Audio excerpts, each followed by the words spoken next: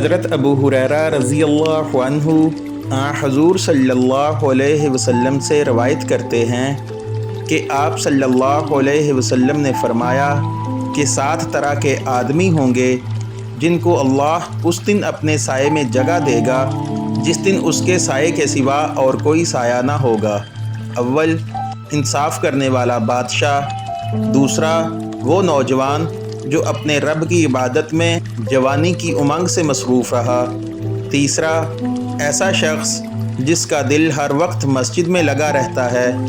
چوتھا، 2 ایسے شخص جو اللہ کے لیے باہم محبت رکھتے ہیں اور ان کے ملنے اور جدا ہونے کی بنیاد یہی اللہ کی محبت ہے۔ پانچواں، وہ شخص جسے کسی باعزت اور حسین عورت نے برے ارادہ سے بلایا لیکن اس نے کہہ دیا کہ میں اللہ تعالیٰ سے ڈرتا ہوں۔ چھٹا، وہ شخص جس نے صدقہ کیا مگر اتنے پوشیدہ طور پر کیا کہ بائیں ہاتھ کو بھی خبر نہیں ہوئی کہ داہنے ہاتھ نے کیا خرچ کیا۔ ساتواں، وہ شخص جس نے تنہائی میں اللہ کو یاد کیا اور بے ساختہ آنکھوں سے آنسو جاری ہو گئے۔